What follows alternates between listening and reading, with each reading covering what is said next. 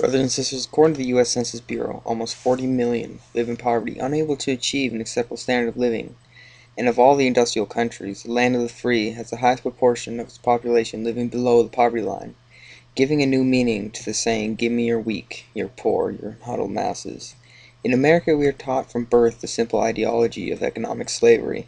Someone with millions holds great value, someone with thousands has some value, and someone with nothing has no worth, no value. Following this ideology, if say percent of the population, and it is over that percent, depends on private charity for food, does this mean that 10% of America has no value, no worth? Being a member of the so-called impoverished class, I have heard the upper's arguments and felt the middle's resentments and fear towards the squalor of the lower classes. Lackadaisical to lazy, these are the reasons given for why I am economically downtrodden.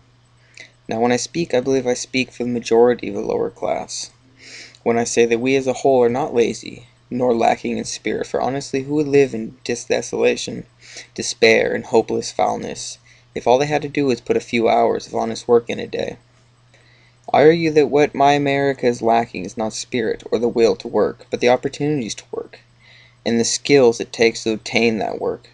What we as a society are lacking is a credible plan for a viable welfare reform of any kind. Now I have heard it said that if you gave the lower jobs class a generous welfare program, it would only serve to create incentives not to work. This kind of thinking only reinforces the premise that the underprivileged are poor because of a lack of will to work. Yet as a member of the impoverished class, I again have to counter this with the claim that we as a whole need is not welfare, but workfare, with clearly set standards for all able-bodied recipients. We need the rights of welfare with the obligations of a workfare-based program, so as to make us as an economic class feel more part of society, not just charity cases. As a group of Americans and humans, we want and need the opportunity to contribute our services to the whole of society, but are unable to do so while wearing the stigma of being poor. One way to ensure employment for welfare members.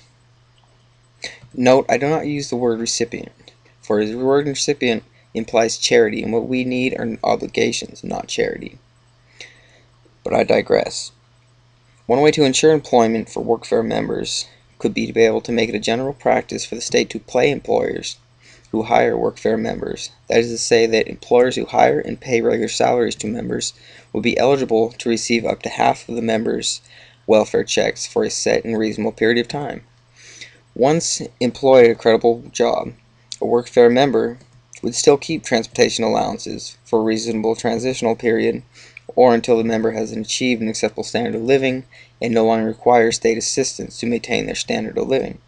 In the long run, if states implemented some sort of workfare program, they would for sure show some sort of marked difference in the standard of living of their impoverished class, as well as savings to their state budgets, because for every dollar that is invested in workfare instead of welfare, in essence saves $2. One in reduced benefits, and one in increased tax revenues from the new jobs created.